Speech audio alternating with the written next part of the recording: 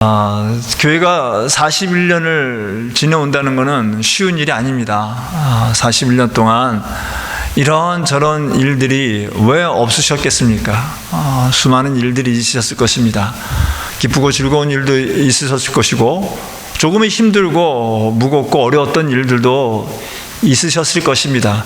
그럼에도 불구하고 41주년 기념 예배를 드릴 수 있는 것은 전적으로 하나님의 사랑과 은혜임에 틀림없습니다. 그렇기 때문에 다시 한번 우리는 하나님께 이 모든 영광을 올려드리고 하나님께 감사를 드립니다. 또 더불어 힘들고 어려울 때마다 포기하지 아니하시고 물심양면으로 기도와 헌신으로 섬겨주신 모든 영락교회 성도님들께 감사를 드립니다. 수고하셨고요, 애쓰셨습니다. 여러분들의 수고와 헌신이 있었기 때문에 우리 교회가 지금 41주년 기념 예배를 드린다 저는 믿습니다. 지금까지 지켜주셨던 하나님께서 앞으로도 계속적으로 무한한 은혜와 사랑을 공급해 주시리라 믿습니다. 하나님께서 우리에게 주신 그 은혜와 사랑 우리 함께 받아서 함께 기뻐하며 하나님이 주신 사랑 나누는 그런 사랑 공동체가 되어지기를 간절히 축원합니다. 10년이면 강산이 변한다라고 얘기합니다. 그렇다면 우리가 41주년을 맞이했기 때문에 우리는 강산을 4번 보냈고 이제 5번째 새로운 강산을, 변화된 강산을 지금 맞이하고 있습니다. 그렇다면 우리는 새로 맞이하는 새로운 강산에 어떤 모습으로 우리가 맞이해야 할까요? 어떤 교회의 모습으로 우리가 새롭게 변화되어야 할까요? 다른 그 무엇보다도 우리는 하나님께 기쁨을 드리고 하나님께로부터 칭찬받는 교회, 하나님께 영광받는 교회가 되어야 할 것이고, 하나님의 그 무한하신 사랑을 지속적으로 받아 그 사랑을 실천하는 교회가 되어야 할 줄로 믿습니다. 우리 교회에 정말 하나님의 끝없는 사랑이 우리 성도님 개개인으로부터 펼쳐짐으로 말미암아 정말 아름다운 사랑 공동체가 되어지기를 다시 한번 축원합니다. 그런 면에서 오늘 본문 말씀은 우리에게 새로운 도전을 주는 말씀입니다. 1절은 이렇게 시작합니다. 그러므로 사랑을 받는 자녀같이 너희는 하나님을 본받는 자가 되고 라고 말하고 있습니다. 하나님을 본받는 자가 되라고 하고 말하고 있습니다. 하나님을 본받는 교회가 되어야 한다라는 말이죠. 근데 사실 사도 바울은 이 본받는다라는 말을 다른 서신서에서 여러 번 하는 것을 보게 됩니다. 고린도전서 4장 16절에서는요 자신을 본받으라고 했고요, 데살로니가 전서 1장 6절에서는 자신을 포함한 제자들과 주님 예수님을 본받으라라고 했고, 데살로니가 후서 3장 7절과 9절뿐만 아니라 다른 곳에서도 사도 바울은 본받으라라는 말을 자주 하는 것을 보게 됩니다. 누군가를 본받는 것은 좋은 것이고 필요한 것입니다. 우리는 마땅히 본받아야 할 줄로 믿습니다. 그러나 사도 바울같이 인생을 헌신하여 정말 죽도록 충성하는 그런 사도 바울을 본받는 것, 더 나아가 하나님이시면서 인간을 오신 그 예수님을 본받는다는 것은 말처럼 쉽지 않습니다. 그럼에도 불구하고 우리는 포기하지 아니하고 어떻게 해서든지 예수님과 또 사도 바울을 본받으려고 애쓰고 노력하고 있는 중입니다. 사람을 본받는 것도 이렇게 쉽지 않은데 하물며 죄 많은 인간이, 피조물인 인간이 전능하시고 창조주이신 하나님을 어떻게 본받을 수 있겠습니까? 근데 성경은요 우리를 보아이금 하나님을 본받으라라고 하는 겁니다. 눈에 보이는 사람도 본받기 힘든데 눈에 보이지 아니하는 영적인 하나님을 어떻게 우리가 본받을 수 있겠습니까?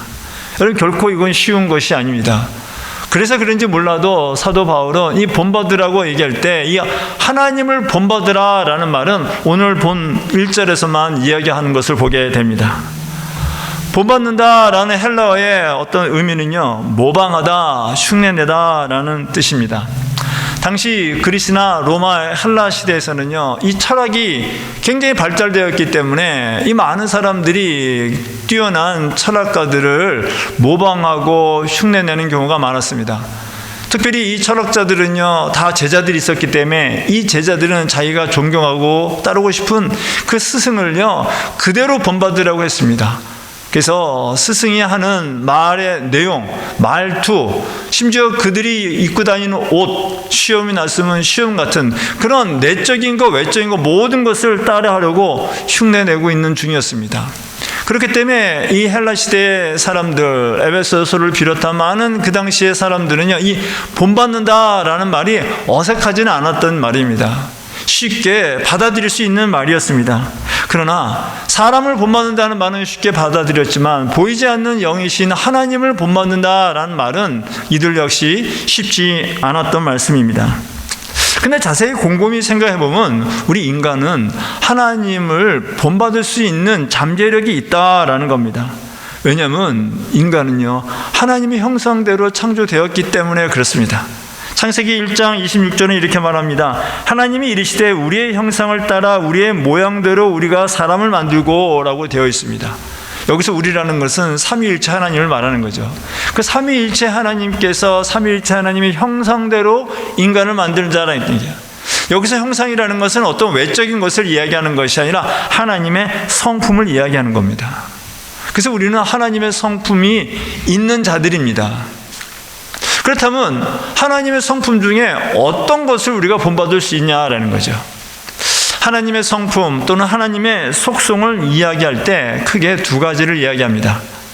하나님만이 가질 수 있는, 인간이 가질 수 없고 오직 하나님께서만 가질 수 있는 비공유적인 속성, 성품이라는 것이 있습니다. 예를 들면은 전지하신 것, 전능하신 것, 또 무소부재하신 것, 더 나아가 하나님은 스스로 존재하시는 자존성, 영원 불멸성 같은 이런 것들은요, 인간이 닮을 수 없고 하나님만이 가지는 속성이라는 거죠. 그러나 또 하나 공유적인 속성이라고 있습니다. 이것은 인간에게도 하나님께서 함께 해주시는 것이에요. 예를 들면은 사랑하시는 것, 용서하시는 것, 지혜로우신 것, 이런 것들은요, 인간에게도 공유를 하셨습니다. 그렇기 때문에 우리가 하나님처럼 똑같은 사랑과 용서를 하지 못한다 할지라도 하나님이 행하시는 그 사랑과 용서는요, 우리는 흉내낼 수는 있어요. 모방하면서 따라갈 수 있다라는 이야기입니다. 그래서 사도 바울이 본문에서 하나님을 본보더라 라고 얘기하는 것은 하나님께서 우리와 함께 하시는 그 하나님의 공유적인 속성, 성품들을 본받으라 라는 이야기다 라는 거죠. 그렇다면 특별히 하나님의 공유를 하나님을 본받으라고 하는 그 이유는 무엇일까요? 왜 자신도 아니고 예수님도 아니고 하나님을 본받으라고 했을까 하는 겁니다. 여러분, 우리가 누군가를 본받고 싶고 모방하고 싶은 것은요, 그 사람에게 좋은 것이 있기 때문에, 그 사람을 닮아가면 나에게 어떤 물리적인 유익이 있다라는 어떤 기대감이 있기 때문에 본받고 싶어 하는 거 아니겠습니까? 아무런 나에게 유익이 안 되고 도움이 안 되는데 누구를 본받고 싶어 하겠습니까? 전혀 본받고 싶지 않은 거죠. 나에게 어떤 물리적인 어떤 유익이 있을 경우에 본받고 싶어 한다는 거죠. 그러나 사도 바울은 그 성도들에게 하나님을 본받으라 한 이유는 어떤 물리적인 유익을 얻기 위해서 본받으라고 한 것이 아니라 하나님의 사랑을 받은 자녀이기 때문에 마땅히 하나님을 본받아야 한다라는 이야기입니다. 여러분, 1절에서 사랑을 받는 자녀라고 되어 있죠. 여러분, 사랑은 누구를 사랑받았겠어요? 하나님의 사랑을 받은 거죠. 아버지의 사랑을 받은 자녀이기 때문에 아버지를 본받는 것은 마땅하고 당연하다라는 겁니다. 조금 전에 말씀드렸듯이 인간은 하나님의 공유적인 성품을 닮은 자들이라고 말씀을 드렸습니다. 그래서 우리 안에 내재는요, 하나님의 공유적인 성품이 있습니다. 그런데 그 에덴 동산에서 하나님 말씀대로 선악과를 알게 하는 나무를 먹지 말아야 되는데 그 말씀에 불순종하여 선하게 알게 하는 나무를 열매를 먹음으로 말미암아 불순종의 죄가 들어와 하나님과 관계가 끊어졌죠. 그 관계가 끊어짐으로 말미암아 우리 안에 있던 하나님의 공유적인 속성, 성품 또한 사라지게 되고 그것이 발휘되지 못하게 된 것입니다. 그럼에도 불구하고 하나님께서는 우리를 무한히 사랑하셨습니다.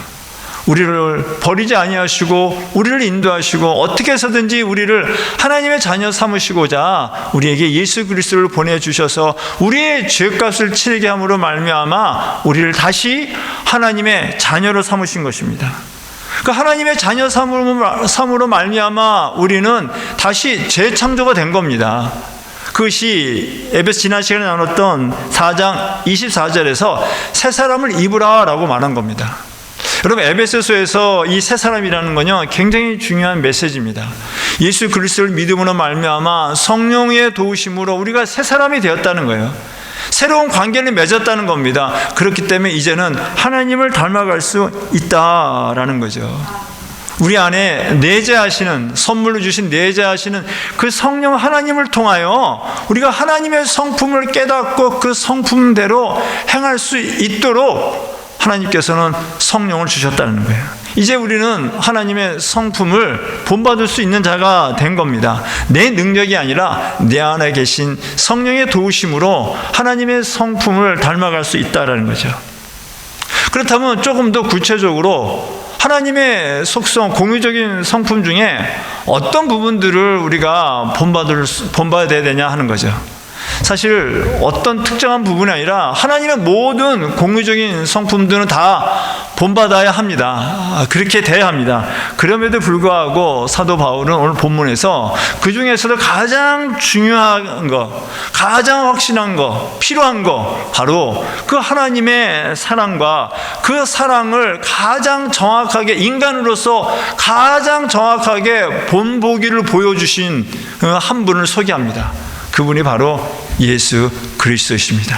그래서 2절은 이렇게 말합니다. 그리스도께서 너희를 사랑하신 것 같이 너희도 사랑 가운데서 행하라. 그는 우리를 위하여 자신을 버리사 향기로운 제물과 희생 제물로 하나님께 드리셨느니라 라고 말하고 있습니다. 여러분, 인간들 중에 가장 완벽하게 하나님의 성품을 갖고 그 성품대로 행하신 분은 오직 예수 그리스도 한 분이십니다. 성육신하신 예수님께서 다른 그 무엇보다도 하나님의 성품을 갖고 하나님의 사랑을 실천하신 거예요. 왜냐하면 예수 그리스도께서는요 하나님의 사랑으로 이 땅에 오셨기 때문에 그래요. 그리고 또 예수 그리스도는 인간을 향한 하나님의 그 사랑을 너무나 잘 아셨기 때문에 그 사랑으로 자신이 온 것도 알았기에 그 안에 인간을 향한 하나님의 사랑이 예수 그리스도 안에 거하시는 겁니다. 그래서 예수 그리스도는 하나님의 사랑을 받았기에 하나님도 사랑하고 또 나아가 하나님이 사랑하시는 그 인간까지도 사랑하시는 거예요. 다른 그 어떤 것보다 하나님만을 사랑하셨고 그렇기 때문에 그 사랑이 인간을 향한 사랑으로 드러난 거죠. 더 나아가 여러분, 예수님의 그런 사랑은요 희생적인 사랑이었다는 겁니다. 2절 중반은 이렇게 말합니다. 우리를 위하여 자신을 버리사 향기로운 제물과 희생 제물로 하나님께 드리셨느니라 라고 말하고 있습니다. 여기서 향기로운 제물과 희생 제물은요 구약 시대에 나오는 제사와 관련된 이야기입니다. 하나님께서는 이스라엘 백성들이 출애굽할 때 그들이 죄를 범할 수밖에 없다는 존재를 알고 그들의 죄 사할 수 있는 방법을 알려주셨습니다. 그것이 바로 제사법입니다. 그 죄사함을 위한 제사를 드림으로 말미암아 하나님의 관계가 다시 회복되게 하셨던 거죠. 근데 그 죄를 사함받기 위해서 제사를 드릴 때는 꼭 양이나 소를 같은 제물을 제대로 놓고 불로 태웠습니다. 불로 태우다 보면 어떻게 되겠습니까? 향기가 나죠. 연기가 나죠. 근데 나기만 하는 것이 아니라 그 향기와 연기는요 하늘에 올라갑니다. 그래서 이 제물이 탔을 때 나타나는 향기와 연기가 하늘에 올라가는 것을 하나님께서 받으신 걸로 본 거죠. 근데 예수님이 그 제물이 되셨다는 거예요. 그 하나님으로부터 좋은 성품을 받았음에도 불구하고 그걸 잃어버렸던 자들, 죄로 인하여 물을 잃어버렸던 자들에게 다시 죄를 사함받고 그 성품을 회복할 수 있도록 예수님 자신이 희생제물로, 향기로운 제물로 드려졌다는 거죠. 그러므로 말미암아 이제는 그 희생제물 대신 예수 그리스도를 통하여 그리스도를 믿는 자들은 죄사함 받아 하나님의 자녀가 되었다는 겁니다. 여러분, 예수님께서 이렇게 희생제물, 향기로운 제물 되어 자신을 버리는 그 희생의 사랑을 하셨던 가장 중요한 이유는요 그 예수님 안에도 하나님의 희생적인 사랑이 있었기 때문에 그래요. 예수 그리스도 이 땅에 보내신 것이 하나님의 그 희생적인 사랑의 표현이었거든요. 인간을 살리시기 위한, 인간을 회복하기 위한 하나님의 그 희생적인 사랑이 예수 그리스도 안에 흘러 들어갔기 때문에 그 예수 그리스도의 사랑 역시 하나님의 희생적인 사랑을 그대로 따라 행한 겁니다. 그래서 사도 바울은 우리에게 도전을 주는 겁니다. 예수 그리스도가 우리를 위하여 희생하신 그 사랑을 닮아가라라는 겁니다. 근데 우리 한글 성경의 2절은 조금 해석을 좀 조정할 필요가 있는 부분이 있습니다. 2절을 보면요, 그리스도께서 너희를 사랑하신 것 같이 라고 되어 있어 마치 이것은 사도 바울은 빠지고 에베소 교회 성도들만 사랑받은 것처럼 이야기하고 있는데, 사실 헬러 원어 성경에는요, 이 너희라는 말이 2인칭이 아니라 1인칭 복수로 되어 있습니다. 그러니까 무슨 말이냐면 사도 바울도 그리스도의 희생적인 사랑을 받았다는 거예요. 여러분, 내 옆에 있는 분들만 하나님의 희생적인 사랑을 받은 게 아닙니다. 김 집사님만, 김 장로님만, 배 목사만 하나님의 희생적인 사랑을 받은 것이 아니라 우리 모두가 다 그리스도의 희생적인 사랑을 받은 자들입니다. 그 희생적인 사랑을 받았기 때문에 우리 안에는요, 그리스도의 희생적인 사랑이 있는 거예요. 그 희생적인 사랑이 있기 때문에 우리도 희생하고 헌신할 수 있는 거 아니겠습니까? 여러분, 사랑은 여러 가지로 표현할 수 있습니다. 여러 가지로 정의할 수 있고 여러 가지로 말할 수 있는데, 그럼에도 불구하고 가장 중요한 핵심, 사랑의 핵심은요, 아무래도 희생하고 헌신 아니겠습니까, 여러분? 희생과 헌신 없는 사랑을 어찌 사랑이라고 말할 수 있겠습니까, 여러분? 여러분, 사랑한다고 말로만 해서는요, 사랑인지 아닌지 모르잖아요. 말로는 얼마나 사랑합니까? 근데 보여지는 희생과 헌신은 아무것도 없다. 여러분, 그런 희생과 헌신이 없는 사랑은요, 말뿐이 하는 사랑이고요, 그거는요, 반쪽짜리, 아니 진짜를 가장한 가짜 사랑이라는 겁니다. 사랑은요, 희생과 헌신이 있을 수밖에 없는 거예요. 여러분, 이 희생과 누가 더 사랑하는지 알 수 있는 방법은요, 누가 더 희생하고 누가 더 헌신하느냐를 보면 알 수 있어요. 그래서 우리는 서로 희생하고 헌신합니다. 근데 이런 희생과 헌신은요, 어떻게 보면 또 주관적일 수 있을 것 같아요. 나는 너를 위해서 이만큼 희생하고 헌신했는데 너는 나를 위해서 얼마만큼 희생했고 헌신했니? 너 나를 사랑한다고 했는데 내가 너를 이만큼 희생하고 헌신했는데 너는 그러지 않은 것 같아 라고 하며 서로의 희생과 헌신을 비교할지도 모르겠어요. 예, 이거는 주관적일 수 있습니다. 근데 중요한 것은요, 희생과 헌신은요, 받는 사람이 희생과 헌신이라는 것을 깨달아야 되는 거 아니겠습니까? 내가 아무리 희생하고 헌신했다고 하더라도 받는 사람이 내가 희생한 거, 너가 나를 위해서 희생한 거, 헌신한 거 모르는데, 그러면요, 그거는 자기 만족일 수가 있겠더라는 얘기죠.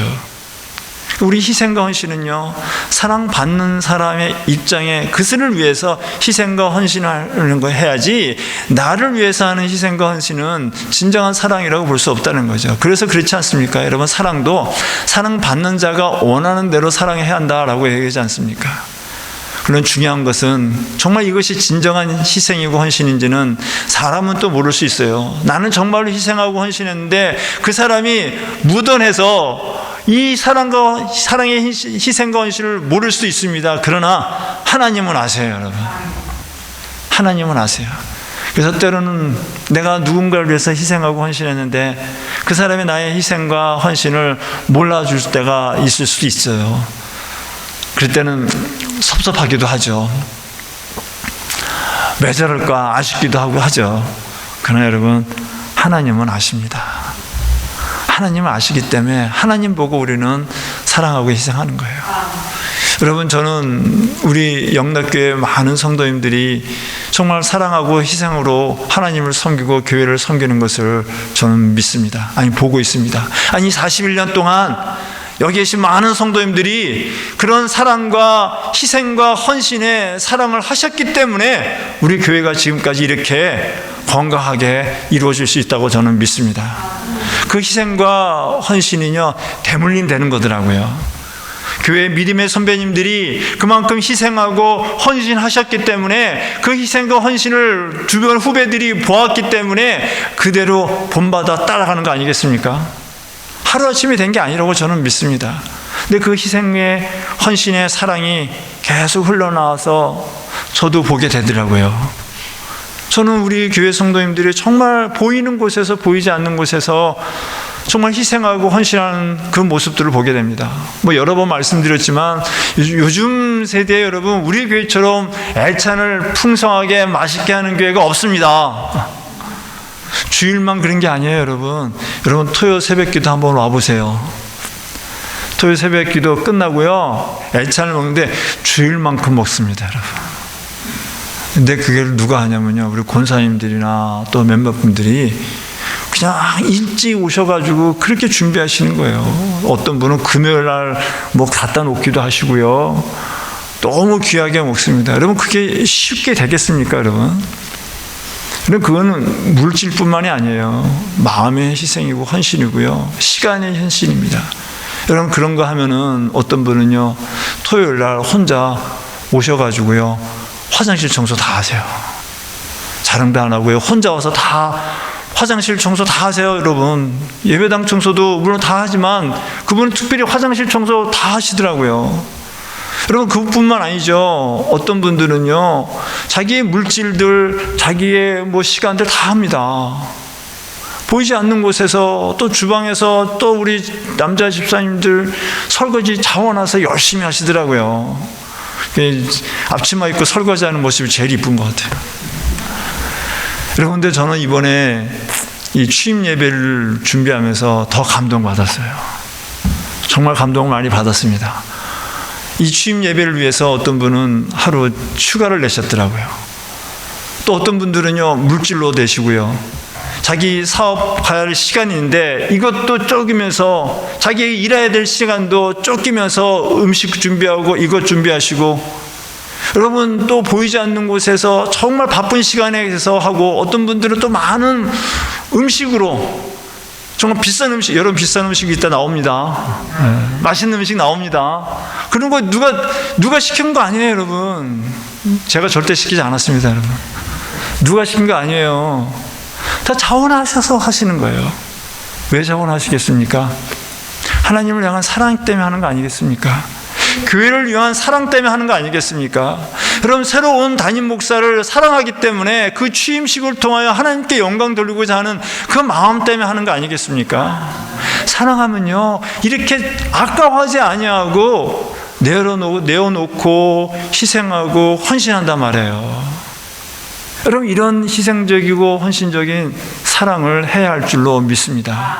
물론 이런 희생적이고 헌신적인 사랑이 우리의 능력 갖고만은 안 되더라고요.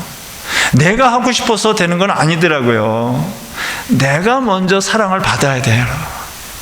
내가 먼저 은혜를 받아야지 이런 그리스도의 희생적이고 헌신적인 사랑을 할 수 있는 것이지, 내 안에 그리스도의 사랑이 있지 않고 그리스도의 은혜가 있지 않고서는요 이런 희생적이고 헌신적인 사랑을 할 수가 없다는 거죠.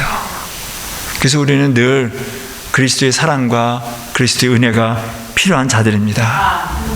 이 은혜와 사랑이 없으면요 단 하루도 우리는 살 수 없고, 단 하나 희생과 헌신의 섬김을 할 수가 없다는 거죠. 지금까지 여러분들이 하나님께서 부어주시는 그리스도의 은혜와 사랑 받으셔서 희생하고 헌신하셨던 것처럼 앞으로도 계속적으로 끊임없이 멈춤 없이 하나님께서 폭포수처럼 내려주시는 그 은혜와 사랑을 풍성히 받으시기를 축복합니다. 그 받으셔서 계속 흘러보내시자고요. 흘러보내야지 계속 받을 줄로 믿습니다. 여러분 이렇게 그리스도의 희생적인 사랑을 받으면요 희생하고 헌신하는 게 자연스럽게 이루어지거든요. 기쁨으로 이루어지거든요. 이런 것이 삶의 변화가 다양한 곳에서 이루어집니다. 한두 곳에서만 이루어지는 것이 아니라 우리의 얼굴 속에서, 웃음 속에서, 기쁨 속에서, 행동 고지 하나하나 언행 속에서 다 달라집니다, 여러분. 그래서 지금 사도 바울은 지금 그걸 이야기하고 있는 거거든요. 이 에베소서를 통하여 그리스도의 희생적인 사랑을 받아 새 사람이 되었던 사람들은 새로운 변화된 삶을 산다라는 것들, 어떤 변화된지를 이야기를 계속하고 있는 거거든요. 근데 오늘 특별히 사도 바울이 이야기하고 있는 것은요 말에 대한 이야기입니다. 그리스도의 사랑을 받아 희생하고 헌신하는 사랑하는 사람들은요 해야 할 말과 하지 말아야 할 말이 있다는 거예요. 특별히 하지 말아야 할 말들에 대해서 이야기합니다. 3절은 이렇게 얘기합니다. 음행과 온갖 더러운 것과 탐욕은 너희 중에서 그 이름조차도 부르지 말라. 이는 성도에게 마땅한 바니라 라고 말하고 있습니다. 여러분, 음행이라는 것은 뭐 다 알다시피 음란한 행위죠. 타락한 행위를 얘기하고, 온갖 더러운 것이다 라는 것은요, 이거는 성적인 방종뿐만 아니라 어떤 잘못된 종교나 사상에 대해서 부정적인 생각들, 불평의 생각들, 어떤 정욕적인 것을 얘기하는데, 특별히 여기서 온갖 잘못된 것은요, 특별히 성적인 것과 잘못된 것을 이야기합니다. 또 탐욕이라는 말도 여러분은 너무나 잘 알지 않습니까? 보통 사람들 다 욕심이 있기도 하고요, 욕망이 있습니다. 근데 절제가 되는 거죠. 근데 이 탐욕은요, 절제가 안 되는 겁니다. 만족이 안 되는 겁니다. 이거를 욕구 충족을 하기 위해서 해서는 안 될 행동까지 하는 것, 여러분, 이것이 탐욕이지 않습니까? 근데 이 탐욕의 가장 중요한 탐욕이 뭐냐면 바로 성욕이라는 거예요. 오늘 3절에 나와 있는 모든 것들은요, 다 성적인 것과 관련된 거예요. 그러니까 이런 성적인 것과 관련된 건 이름조차 하지 말라는 거예요. 말도 하지 말라는 거예요. 여러분, 말만 하지 말고 그러면 행동을 해도 된다는 거겠습니까? 당연히 행동이 안 되는 거죠. 행동도 안 되고 말조차 하지 말라는 거예요. 아예 하지 말라는 겁니다. 사도 바울이 이렇게 말하는 데는 나름대로 이유가 있었습니다. 에베소 지역에는요, 세계 7대 불가사의라고 하는 아데미 신전이 있었습니다. 이 아데미는요, 이 시대에 그 풍요의 여신이었습니다. 그래서 이 신전에서 이 아데미를 위한 제사를 지낼 때는 그 안에 여사제들이 있어서 여사제들이 이 제사를 이끄는데, 그 제사하는 행위 중에 하나는 이 여사제들과 성적인 행위를 하는 것이 반드시 포함되어 있었습니다. 그래서 이 제사를 지낸다고 하는 것은요, 바로 이 성적인 행위를 하는 거예요. 이 행위를 함으로 말미암아 이 여사제들은 돈을 받은 거예요. 그래서 이 시대에 있던 사람들은, 남자들은 이런 행위하는 것들을 당연시한 거예요. 제사 지내러 가는 걸 당연시했고, 그렇게 하는 성행위를 그냥 인정을 한 겁니다. 근데 그것뿐만이 아니었습니다. 이 신전에서 이런 일을 하다 보니까 그 사회가 다 그랬어요. 특별히 에베소 교회는요, 무역이 흥황했던 곳이고, 또 여러 나라 사람들이 오다 보니까 이 성적으로 문란해가지고, 이 당시만 하더라도 이곳에 그 매춘 행위가 공공연하게 이루어졌고, 발견된 유적물들 속에서는요, 이 매춘 행위를 광고하는 그런 유적물도, 고적물도 나올 정도였어요. 사회가 다 타락했고 이런 문란했던 그 사회였기 때문에 당연한 것이 여긴 거예요. 그래서 이들의 입술에는, 말 속에는 그 성적인 것과 관련된 이야기가 많이 나눴던 겁니다. 그런데 이렇게 성적으로 문란한 것, 타락한 삶을 살았던 사람들 중에 일부가 그리스도를 믿음으로 말미암아 교회에 들어온 거죠. 근데 교회 왔습니다. 여전히 옛사람의 모습 때문에 여전히 그들의 입술에는 이런 음란한 이야기, 성적인 이야기가 끊임없이 있었던 것이고, 그래서 사도 바울은 그리스도를 새롭게 입은 자들, 정말 하나님의 사랑을 받은, 희생적인 사랑을 받은 자들은 진정한 순수한 사랑의 말을 한다라는 거죠. 그래서 이런 말은 이름조차 하지 말라는 겁니다. 더 나아가 이렇게 금지하는 이유는요, 이 모든 것들이 하나님으로부터 불순종의 징계를 받을 수 있다는 거예요. 5절은 이렇게 말합니다. 너희도 정녕 이것을 알거니와 음행하는 자나 더러운 자나 탐하는 자 곧 우상 숭배하는 자는 다 그리스도와 하나님의 나라에서 기업을 얻지 못하리니 라고. 여러분, 탐심은 우상 숭배라고 합니다. 여러분들이 우상 숭배하는 자, 음란하는 이 더러운 이 모든 것들이 다 성적인 것 관련되거든요. 이런 것을 행하는 자들은요, 하나님으로부터 기업을 얻지 못한다는 거예요. 하나님으로부터 버림받는다는 이야기입니다. 여러분, 사실 성은 하나님이 주신 선물입니다. 아름다운 선물입니다. 여러분, 귀한 겁니다. 그런데 이것은 하나님이 허락하신 가정 안에서 이루어지는 것이죠. 이것이 하나님이 귀한 선물인데 하나님의 선물을 선물대로 쓰지 않는 거예요. 하나님 뜻대로 쓰지 아니하고 어떻게 씁니까? 자기 욕구 충족을 위해서, 욕망을 위해서 쓰게 된다는 거죠. 결국 이런 것들이 결국은 우상이 되는 겁니다. 하나님보다 자기의 욕망이 더 앞서기 때문에 우선시 되는 거죠. 그래서 사도 바울은 이런 걸 하지 말라라고 이야기하는 겁니다. 더 나아가 이런 성적인 것은요, 육적인 성적인 문란만 이야기하는 것이 아니라 영적인 것도 마찬가지라는 거예요. 우리가 하나님을 믿는다고 하면서 우상들을 믿고 따라가며 우상들이 하는 말, 세속적인 말들을 해서는 안 된다는 거죠. 하나님의 사람들, 하나님의 은혜 받은 그리스도의 그 피를 흘리시는 그 사랑을 받은 자들은 그 입술에서 악한 말들, 음란한 얘기가 아니라 선한 말을 해야 한다라는 겁니다. 두 번째 하지 말아야 할 말 역시 성적으로 관련된 이야기이면서 특별히 이제 그리스도의 품위를 훼손하거나 영적인 삶을 파괴하는 그 부적절한 말을 하지 말고 대신에 감사에 찬 말을 하라는 겁니다. 4절입니다. 누추함과 어리석은 말이나 희롱의 말이 마땅치 아니하니 오히려 감사하는 말을 하라라고 말하고 있습니다. 여기서 이 누추함이라는 말의 헬라어의 의미는요, 외설적인 것들, 부끄러움을 얘기합니다. 그래서 누추함이라는 말은 누군가를 부끄러워할 정도로 느끼게끔 하는 말과 행동이다라는 겁니다. 그리고 이런 어리석은 말이라는 것은요, 그 지능이 낮은 자들이 하는 그 아무 의미 없이 사리 없이 하는 그 쓸데없는 농담 같은 걸 이야기합니다. 또 희롱의 말이라는 건요, 경박하거나 무례한 농담을 이야기합니다. 근데 이것은 다 이거 역시 뭐랑 관련되냐면요, 성적인 것과 관련된다는 거예요. 누추함 속에는요, 음담패설 같은 것들, 외설적인 얘기들, 이런 이야기를 하는 거예요. 음란한 농담들을 하는 걸 이야기하는 겁니다. 그래서 이 농담하지 말라는 거예요. 그래서 표준 세번역 성경은 이 4절을 이렇게 번역했습니다. 더러운 말이나 어리석은 말 또는 상스러운 농담은 여러분에게 어울리지 않습니다. 오히려 여러분은 감사에 찬 말을 하십시오라고 말하고 있습니다. 여러분, 사도 바울은 이미 4장에서도 말에 대한 이야기를 언급했습니다. 새 사람으로서 해야 할 말과 하지 말아야 할 말에 대해서 언급을 했는데, 오늘 또 본문에서 또 말에 대한 이야기를 하는 겁니다. 왜 그렇겠습니까? 그만큼 새 사람, 그리스도로 새 사람이 된 사람은 말을 조심해야 한다는 얘기죠. 그리스도의 사랑을 입은 자들, 그 삶 속에는요, 사랑해야 말을 해야 하는 것이지 음란하고 퇴폐하고 사람에게 부끄럽게 하고 상처를 주는 이런 경박한 농담, 무례한 농담, 이걸 하지 말라는 거죠. 희롱하는 말들, 비꼬는 말들, 야비하게 놀리는 말들, 이런 농담 하지 말라는 겁니다, 여러분. 그리스도인들이라면, 그리스도의 사랑을 받은 자들은 사랑스러운 말을 해야 한다라는 겁니다.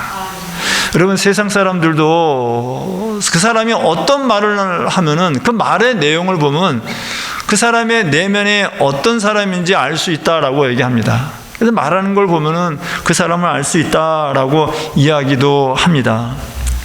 여러분, 그리스도인도 마찬가지 아니겠습니까? 그리스도인이라는 걸 알면서도 아는데 그 하는 말이 음란패설을 계속하고 희롱의 말, 비웃는 말, 불평불만의 말, 부정적인 말, 이런 것만 한다면은 여러분 어떻게 좋은 그리스도인으로 그리스도의 사랑의 말을 한다라고 볼 수 있겠습니까? 여러분, 제가 이런저런 의미 없는 농담들을 자주 하거나, 그래서 여러분이 웃으신다면 좋으시겠습니까? 제가 여러분들을 웃기기 위해서 죄송하지만 음담패설을 한다면은 여러분 좋아하시겠습니까? 아, 우리 목사님 재밌는 분이야 라고 하시겠습니까? 아니면 아니, 우리 목사님 왜 그래? 좀 뭔가 이상해 라고 하지 않겠습니까, 여러분? 근데 저만 그런가요? 여러분, 우리 장로님들이 음담패설을 하거나 이런 성적인 얘기를 그냥 가볍게 한다면 좋으십니까?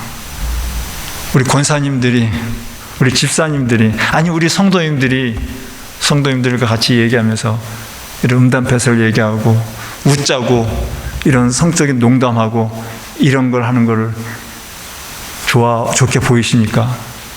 불편하잖아요, 여러분. 아니, 안 좋잖아요. 아니, 솔직히 말씀드리면 저 대학교 때 이런 얘기도 했었어요. 근데 지금은 못하겠어요, 여러분. 불편해서 안 돼요. 안 돼요. 여러분, 정말 내 안에 그리스도가 있다고 읽고 따라가면요, 우리의 언행이 달라지더라고요.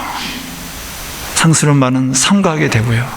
근데 솔직히 그래서 저도 부담스러운 거예요, 이런 말씀을 드리는 게. 왜냐하면 저 역시 이런 말 속에서 오늘 사도 바울이 우리에게 주는 이 말대로 살아가고 있냐라면 그렇지 못한 부분이 너무나 많기 때문에, 정말 그리스도의 희생적인 사랑을 받은 자로서 내 삶 속에서, 내 일상 속에서 그리스도의 사랑을 드러내는 말을 하고 있는지를 뒤돌아보니까 부끄럽더라고요. 그렇지 못한 부분이 많더라고요. 그렇게 하고 싶지만 여전히 부족해서 잘 안 되는 경우가 있더라고요. 그래서 부끄러움에도 불구하고 저는 말씀을 전합니다. 같이 도전하기 위해서. 여러분, 우리가 그리스도의 사랑을 받은 자로서 그리스도의 사랑을 드러내는 말을 해야 되지 않겠습니까? 우리 입술에 부끄러운 말을 하지 말아야 할 줄 믿습니다. 여러분, 요즘에는 부끄러움이라는 말이 참 생소하게 되는 시대가 됐어요. 여러분, 심지어 20년 전만 하더라도 우리 한국에, 여러분, 야동이라는 말 아시나요? 무슨 말인지 이제 설명을 안 하겠습니다, 여러분. 이런 말들을 공공연하게 하는 걸 부끄럽게 여겼어요, 여러분. 요즘 세상 속에 많은 포르노라는 이야기를 여러분 부끄럽게 하고요, 쉽게 공공연하게 이야기하지 못했습니다. 근데 지금은 어떻게 됐습니까? 지금은요, 여러분, 이게 너무나 자연스럽게 이루어져요. 방송에서 부부관계에서도 그렇고 이런 이야기가 너무나 자연스럽게 이루어지고요, 전혀 부끄러운 얘기가 아니더라고요. 여러분, 이제 한국만 그런 것입니까? 미국도 마찬가지고 세상도 그렇고요. 여러분, 세상에 지금 계속 이 성적인 이야기가 너무나 자연스럽게 이루어지고 있는 시대가 됐습니다. 여러분, 이것뿐만 아니라 다른 이야기도 많이들 합니다. 여러분, 믿지 않는 분들이 교회에 대해서 이런저런 지적의 이야기합니다. 교회가 왜 그러냐, 목사가 왜 그러냐 막 얘기해요. 잘못된 걸 지적을 합니다. 저는 그런 얘기가 들어야 된다고 생각을 합니다. 그들이 말하는 게 다 틀렸다고 단정 지을 수 없고, 일부 맞는 부분도 있고 우리가 들어야 할 부분도 분명히 있다고 봅니다. 근데 그게 다가 아니거든요. 정작 그렇게 말씀하시는 분들은 정말 한 점 부끄러움 없는 삶을 사시는 분들일까요?